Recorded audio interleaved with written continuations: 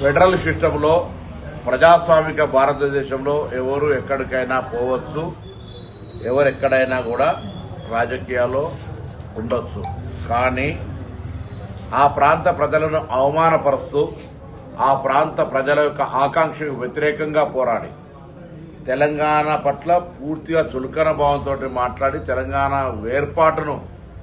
వేర్పాటువాదంగా చూపెట్టినటువంటి పవన్ కళ్యాణ్ గారు, కోనసీమలో కొబ్బరి చెట్లు ఓడిపోతే తెలంగాణ వాళ్ళ కన్న దృష్టితో ఓడిపోయినటువంటి పవన్ కళ్యాణ్ గారు తెలంగాణలో అభ్యర్థులు పెడుతూ భారతీయ జనతా పార్టీ తోటి పొత్తుగా ఎన్నికల ప్రచారం కొనసాగిస్తాడంటే ఇది పూర్తిగా తెలంగాణ ప్రజలను అవమానపరచడమే.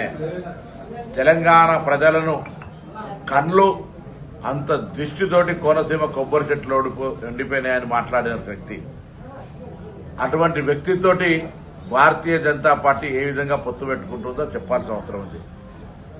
ఎన్నికల్లో ఓట్లు అడిగే ముందు భారతీయ జనతా పార్టీ తెలంగాణకు సంబంధించి గత 2 సంవత్సరాలుగా బడ్జెట్లో ₹1 నిధులు పెట్టిన అంశం మీద కూడా జవాబు చెప్పాల్సిన అవసరం ఉంది.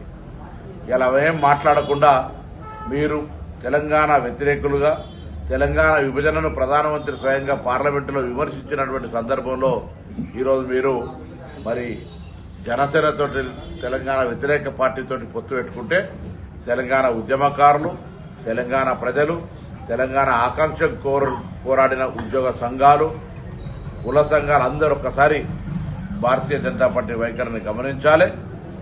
పవన్ కళ్యాణ్ కొండగట్టుకు రావచ్చు పోవచ్చు, దానికి ఎవరు కూడా అభ్యంతరం లేదు. కానీ మా కళ్ళతో కోనసీమ కొబ్బరి చెట్లు ఎండిపోయినాయనా లేదా తెలంగాణను వ్యతిరేకించిన అంశం పట్ల తెలంగాణ ప్రజలు ఎప్పుడైనా నిన్ను తెలంగాణ వ్యతిరేకంగానే చూస్తా ఉన్నారు.